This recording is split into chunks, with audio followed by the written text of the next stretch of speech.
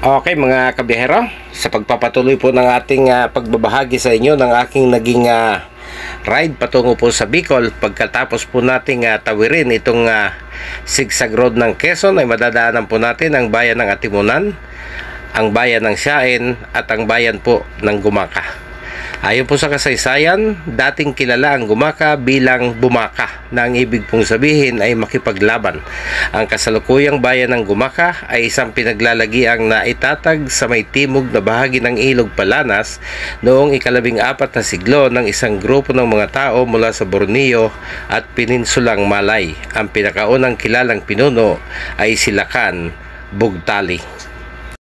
From 1574 to 1670, the town of Gumaka was ruled by Spanish friars.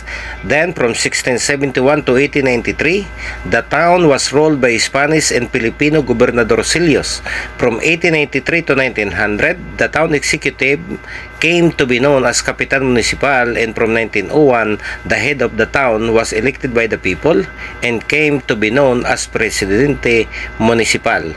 Later, in 1936, this title was changed to Municipal Mayor.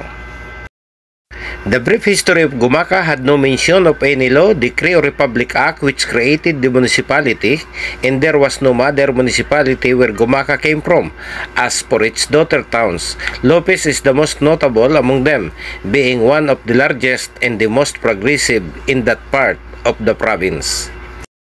From the early 1980s to the 1990s, there were calls to rename the town as Tañada, after nationalist and past Senator Lorenzo Tañada, with his son Wigberto Tañada, proposing to have a poll once elected Congressman of Quezon's 4th District. The renaming eventually did not push through. Okay, yan po yung mahahalagang bahagi ng kasaysayan po nitong Gumaka, Quezon. So ito pong Gumaka, Quezon ay sintrong-sintro po ang poblasyon nito. Pagpatungo po kayo ng Bicol, patungo po kayo ng Bundok Peninsula area, patungo kayo ng Samar Leyte, so ang lahat po ng sasakyan na dadaan ay gagamit po ng kalsadang ito sa gitnang bayan. Pero may nagawa na pong diversion doon sa bago dumating po ng bayan, at tatagos po kayo bago dumating po doon sa bayan ng Lopez, Quezon mga kabiyahero. So ito rin po yung aming daan patungo po sa bayan kung saan ako isinilang, doon po sa bayan po ng San Narciso, Quezon mga kabiyahero.